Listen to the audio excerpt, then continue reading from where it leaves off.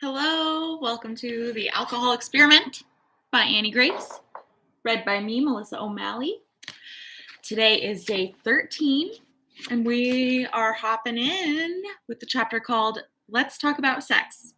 And each chapter starts with a quote. This one is from Carrie, an alcohol experiment participant. It says, "All my senses are awakened. Sex is more fantastic than ever." So, we'll hop right into it. Let's see what we have in store. Okay. Annie says, "Yes, I am going there. Why? Because this was a major barrier for me. I was convinced that I needed a few glasses of wine to get in the mood, and I was terrified of sober sex. I'll tell you all about my personal experience, but first, let's have a look at what the science says. Safe sex. Let's get safe sex out of the way before we dig into the juicier stuff.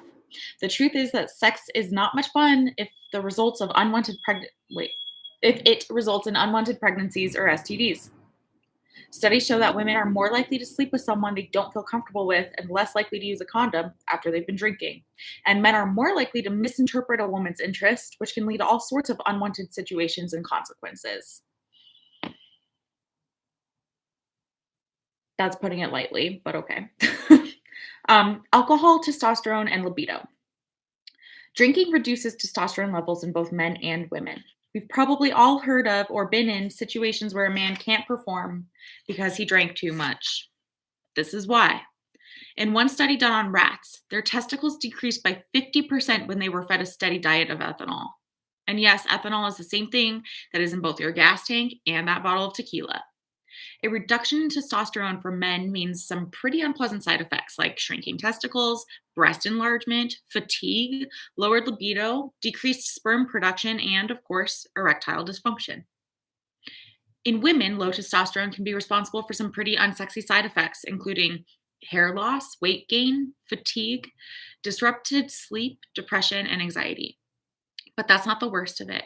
Reduced testosterone in women is also responsible for decreased libido and a condition called anorgasmia, which is the inability to have orgasms. Now, that's no fun. Reduced testosterone is not the only way that alcohol affects libido. As the amount of alcohol in the body increases, the brain's ability is impaired and less able to sense sexual stimulation. Further, as a depressant, alcohol affects libido by interfering with the parts of the nervous system that are essential for arousal and orgasm, including circulation, respiration, and the sensitivity of nerve endings. According to the Mayo Clinic, alcohol is a common cause of erectile dysfunction. This is for two reasons. First, dehydration can lead to an increase in the hormone that is associated with erectile dysfunction, angiotensin. Dehydration also causes a decrease in blood volume, which makes it more difficult to both get and maintain an erection. Alcohol also causes circulatory issues, which means that no matter how much a man wants sex, alcohol can make it physically impossible to sustain or even get an erection. The bottom line, no matter whether you're a man or a woman, is that while alcohol may lessen your inhibitions to fall into bed, it will decrease your ability to become and stay aroused, not to mention your enjoyment, which leads me to sober sex is truly better sex. Yes, I know you may find that hard to believe. I surveyed hundreds of people who have taken part in the alcohol experiment, and the truth is, sober sex is better sex. Your brain is receiving the full impact and unimpeded information from your senses, and wow, I had no idea sex could feel that good. When I was drinking, I rarely remembered it the next day, and I certainly don't remember having the level of pure physical enjoyment that sex now brings. And all the science backs this up. You are literally more in touch with your body when you aren't drinking and more present to the experience. The signals your nerves send are stronger without alcohol, meaning not only are orgasms stronger, but also is it easier to have one or many. But you don't have to take my word for it. Here are some recent posts in the alcohol experiment community about sober sex. Quote, "My second day alcohol-free, I had the best sex of my life. I've been sold on being alcohol-free from that point on." Unquote. Tracy said that. Kelly says, Quote, sober sex is the best sex. It had been so long since I'd had sex sober that I forgot how much I really enjoyed it, unquote. Kim says, quote, completely agree on sober sex being better. So much easier and quicker to, I'll just say it, orgasm. LOL. Finally feel like sex doesn't have to be a chore with my husband, but actually look forward to it now, unquote. Good for Kim, am I right? And then we have a quote from Lori who said, right? Sober sex is one of my main motivations for staying sober. Things in the bedroom have gotten fun again, unquote. And the best part, you get to find this all out for yourself. How to get in the mood. Yes, it's true that alcohol does lower our inhibitions. While this leads to all sorts of unpleasant things, like sleeping with someone you just met or don't really like, it can also be difficult to get in the mood if you aren't used to sex without drinking. Here are a few things you can do to get in the mood. It may sound obvious, but wait until you get to know someone enough that you trust them enough to have sex. This is another huge benefit of sober sex. The people we have sex with are actually people we like and want to have sex with. Sexy massage is an amazing way to calm your nerves and get in the mood. It awakens all the senses, sends relaxing signals throughout the body and brain, and allows you to get into the moment and the mood.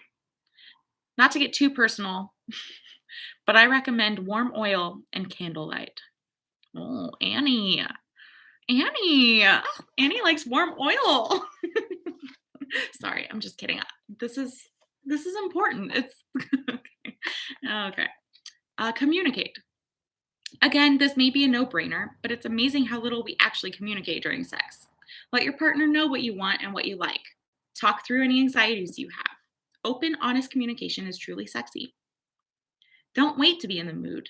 This is one of the biggest barriers to sober sex. Women especially often get in the mood after they are being touched, after that nice massage, during a couple's bath. If you wait until you're in the mood, not only will you create more fear around sober sex, but you'll also reinforce your beliefs that alcohol is vital to sex. The truth is that nothing can influence our subconscious mind like our own experiences. And by showing up and giving yourself the experience of sober sex, you can easily and enjoyably prove to yourself that everything I am saying is true. The great thing is that by doing it a few times, your body will remember what it is made for, and like everything else, you will decouple the belief that alcohol is necessary for sex. Realizing you don't need alcohol to have sex can be a major aphrodisiac. Day 13 journal questions. Remember, all the wisdom you seek is actually inside you. The most important words in this experiment are the ones you tell yourself. Take some time and answer these questions in a journal, a voice memo to yourself, or simply by saying them out loud for only you to hear. 1. Sober sex. When you think about sex without alcohol, how do you feel? Describe your feelings in detail and be honest. There is no wrong answer. It is so important and helpful to get your feelings and fears down on paper. 2. Let's find a turnaround. When thinking about sober sex, come up with at least 3 things you have either enjoyed already or are looking forward to about sober sex. Perhaps it's how much more your senses will feel without the numbing effect of alcohol. Or maybe it's the butterflies you'll have when your nerves aren't so dulled. Allow yourself to dream and get excited. Innuendo intended. The better we feel now, the easier we attract this new and exciting reality into our lives. That's day 13. I hope you're doing well. Don't tell us about your sober sex. Just kidding. No, I'm just kidding. You know what I mean. I'll see you tomorrow for day 14, which is called Staying Mindful in the Midst of Chaos. And there's an ACT exercise called Alcohol and Parenting, aka Mommy Juice. So I will see you then. Let me know if I can support you. Take care. Bye-bye.